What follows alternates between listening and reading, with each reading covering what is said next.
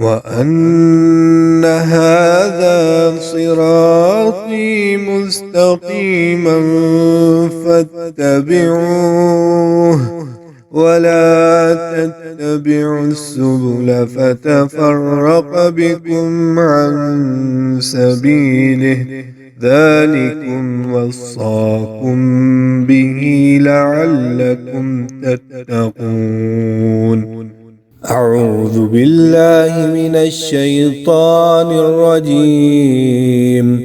بسم الله الرحمن الرحيم.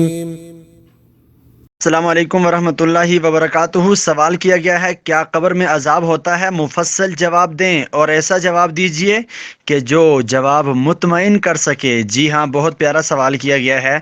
آئیے ہم سب سے پہلے یہ دیکھتے ہیں قبر کہتے کس کو ہیں۔ قبر دراصل زمین کا وہ حصہ جہاں پر انسان کو مردے کو دفنایا جاتا ہے۔ بالفاظ دیگر قبر انسان کے مدفن جائے یعنی جس جگہ انسان کو دفن کیا جائے اس کو قبر کہا جاتا ہے۔ لغت کی تمام کتابوں کو قبر اسی جگہ کا نام کہا گیا ہے۔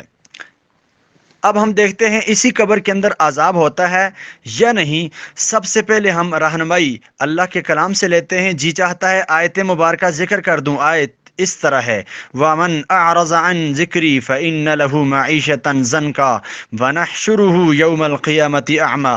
سورہ طٰہٰ آیت نمبر 124 16ویں سپارے کے اندر اللہ کا کلام ہم سے ہم کلام ہوتا ہے۔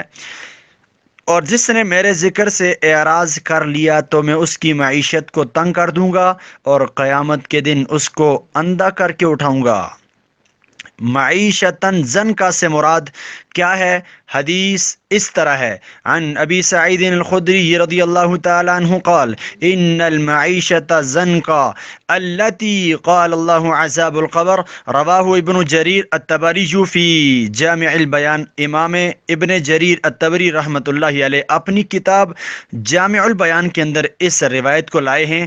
حضرت ابو سعید خدری رضی اللہ تعالی عنہ فرماتے ہیں کہ بے شک یہ جو قرآن اللہ نے قرآن کے اندر معیشتاً زن کا فرمایا ہے یہ عذاب قبر ہے۔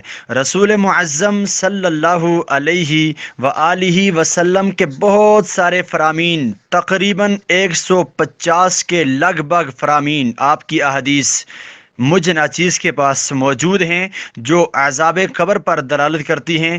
آپ کے لیے صرف 2 حدیثیں آپ کے گوشے گزار کرتا ہوں۔ سب سے پہلی حدیث اس طرح ہے کیا عذاب قبر کے اندر عذاب ہوتا ہے یا نہیں ہوتا؟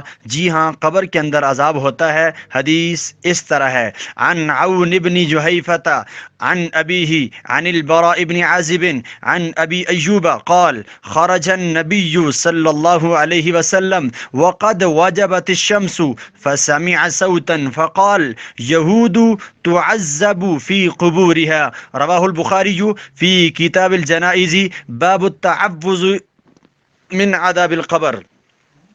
رئیس المحدثین امیر المؤمنین فی الحدیث امام بخاری رحمہ اللہ اس حدیث کو ایسے ہی صحیح بخاری کتاب الجنائز باب التعوذ من عذاب القبر کے اندر یہ حدیث لائے ہیں۔ حدیث کا ترجمہ اس طرح ہے رسول معظم صلی اللہ علیہ وسلم ایک دفعہ باہر تشریف لے گئے جبکہ سورج غروب ہو رہا تھا۔ آپ نے ایک آواز سنی تو آپ نے فرمایا یہود کو ان کی قبروں میں عذاب دیا جا رہا ہے۔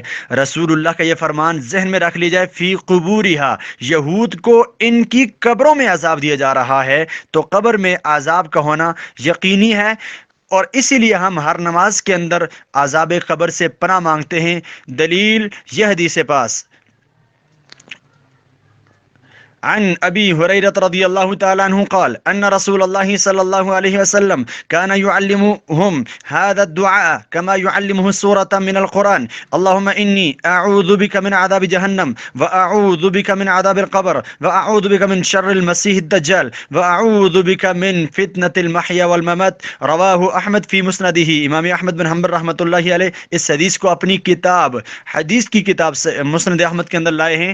راوی حضرت ابو ہریرہ رضی اللہ تعالیٰ عنہ ہیں۔ وہ فرماتے ہیں رسول اللہ صلی اللہ علیہ وسلم یہ والی دعا ہمیں اس طرح سکھلاتے تھے جس طرح ہمیں قرآن سکھلایا جاتا تھا۔